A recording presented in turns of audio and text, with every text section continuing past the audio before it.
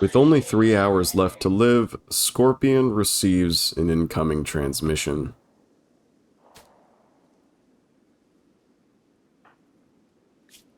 It's a message from a deserter of the Orange Empire, the Empire being the most powerful frontier faction on this RimWorld. Working with the Empire typically nets you several exclusive abilities and ranks, though this transmission we received has nothing to do with working for the Empire. This is a transmission from a deserter. The deserter reaching out to us, Maria, is being hunted by an Empire loyalty squad. If we allow her shelter, Scorpion and all who work with him will be permanently labeled as a deserter faction. We will never be able to work with the Empire ever again, and will be hunted by them. With all that being said, Maria would be our ticket into the deserter underworld. But, more importantly, Maria is Scorpion's only hope of survival. As Scorpion's consciousness fades from his body, and with only mere hours left to live, we will allow Maria shelter in hopes that she can save Scorpion. Maria enters our territory not too far from Scorpion, and she's also a decent medic. The part that does terrify me is the fact that she has the slowpoke trait. She's going to take her time reaching Scorpion.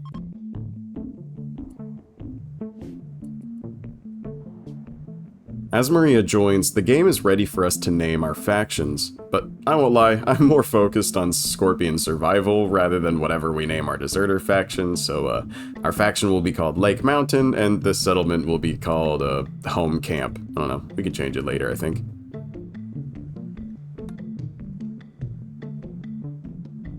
As Maria reaches Scorpion, the remaining flesh beasts are thankfully gunned down by the trade caravan that was leaving our territory.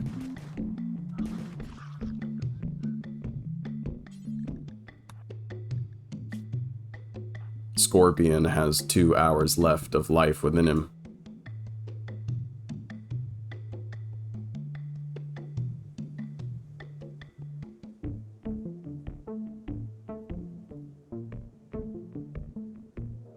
Just as Maria nears Scorpion, the loyalty squad hunting her has arrived. Yet, to my absolute amazement, they immediately engage with the trade caravan that was visiting our camp. This might be the distraction we need to save Scorpion's life.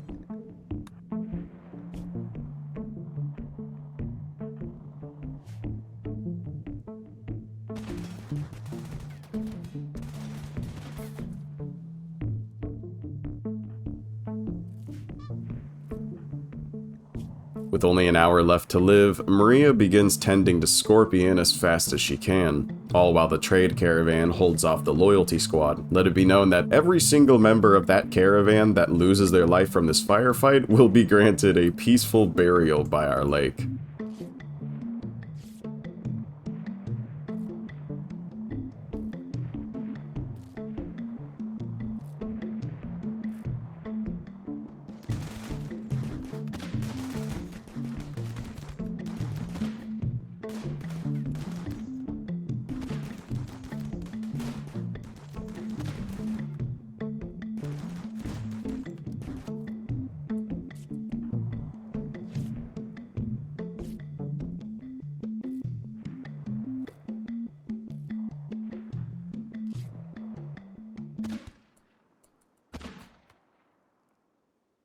Soon Maria's field work brings Scorpion 2 more hours of life, which continues to increase.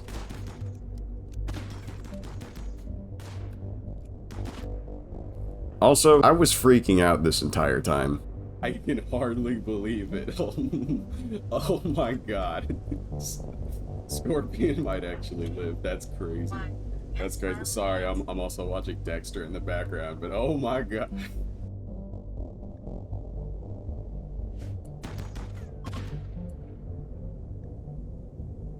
Eventually, Maria stabilizes Scorpion, though he has lost nearly all the blood in his body.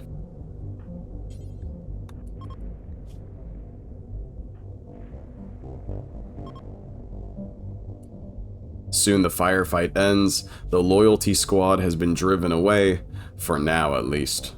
Though they will be back, and when they return, God have mercy on us.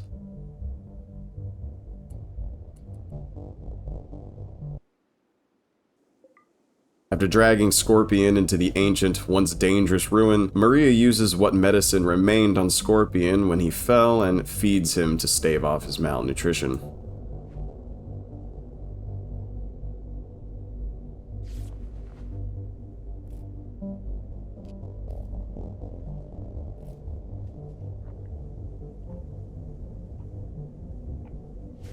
She then gathers all of Scorpion's gear and makes the slow journey of bringing Scorpion home.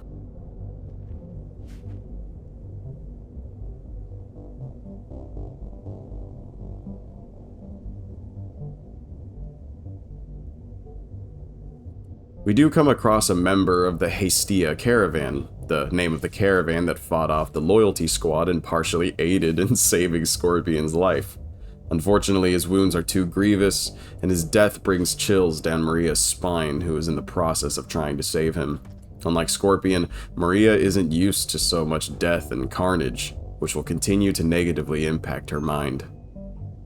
But grim reality won't be enough to stop Maria from attempting to save the sole survivor of the loyalty squad firefight, a man named Hernan, another friendly Hastian.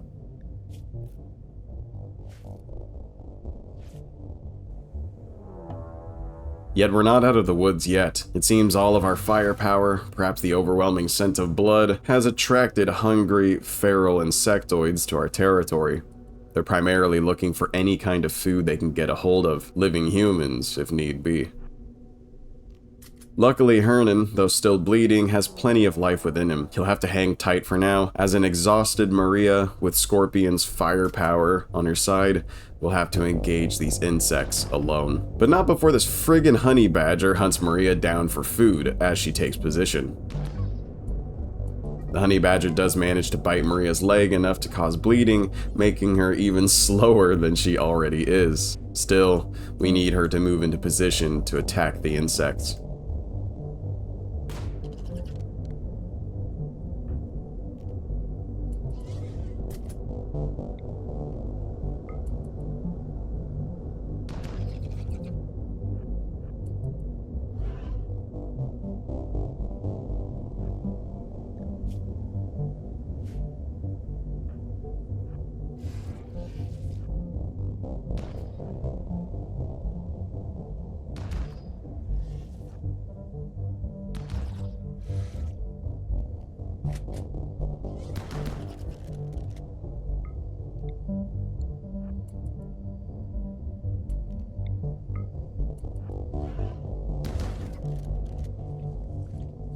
Half of the insects ignore Maria and walk straight into our camp, though they ignore Scorpion and Boa.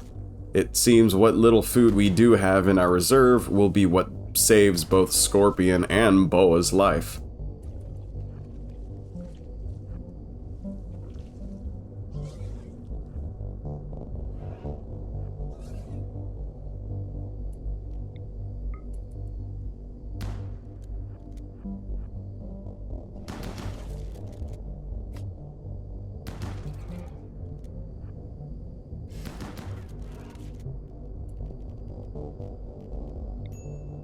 And there's that knife coming in clutch again. Imagine if we stuck with that stone club that Scorpion used to carry around.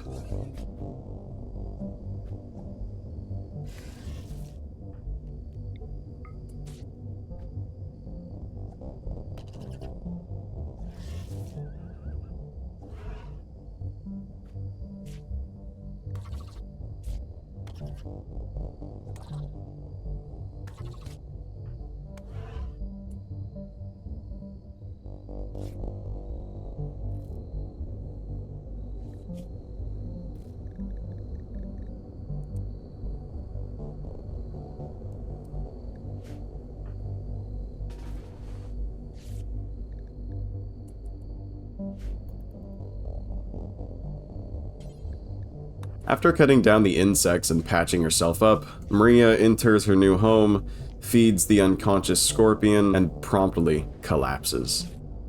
In the morning, Maria brings Hernan, the starving Hastian, back to camp for food and medicine. As Maria and Hernan reach camp, Scorpion regains consciousness.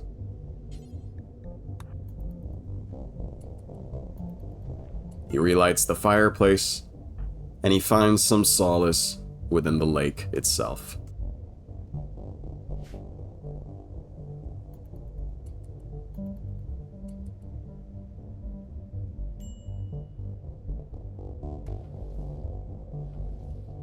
Scorpion, after being mauled nearly to death, has survived. Also, shout out to Boa, who's a very good boa. Boa could have wandered into the danger zone at any point, yet it's now, during this period of calm, that he decides to be a little shit and wander outside of our camp.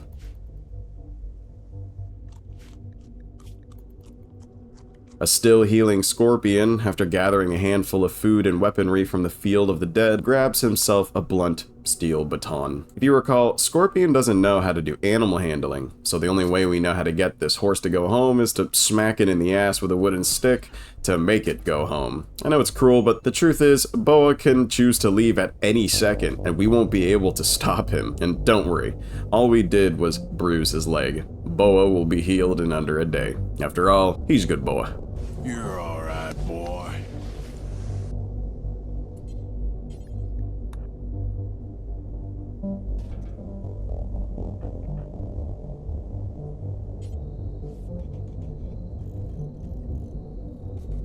I know I said we'd honor the Hastians by giving them an honest burial by the lake, but we're still stripping their clothes away.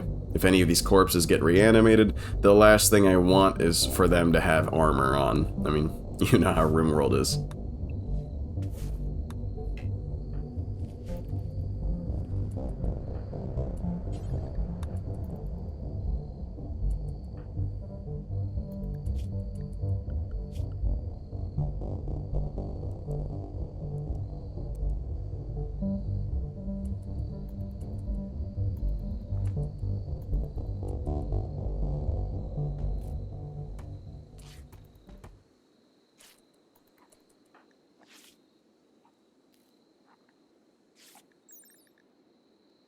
As the witching hour approaches, Hernan awakens, and we bid him farewell as he makes his exodus from our camp. I don't blame him for not wanting to stay here. I should mention that Maria has the same restrictions as Scorpion as far as research goes. She was an infantryman after all, not a survivalist, but a killer. Something that she luckily does very well. In the morning, we receive word that Hernan, the sole surviving Hastian, has left our land healthy, thus increasing our goodwill with the Hastia faction substantially. A word on Maria's belief system, by the way. Maria holds a particular female-centric faith that values loyalty and collectivism, called the Doctrine of Oneness.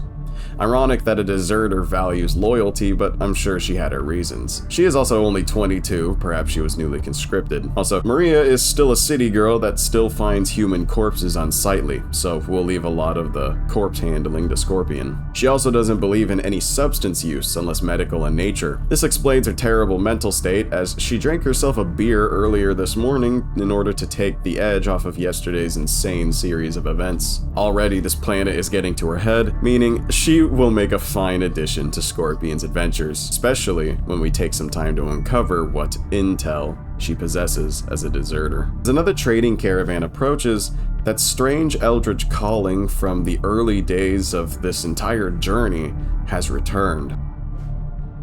The caravan itself doesn't have anything we want, so we sell them most of our surplus weaponry and clothing. And I know I just said earlier Scorpion would do the corpse handling, but then I thought about it and we could just, slowly break Maria's will down so she becomes indifferent like Scorpion. As day 28 approaches, a pack of snow leopards passes peacefully through our territory, migrating to lands beyond ours. And I can't help but wonder if we should do the same.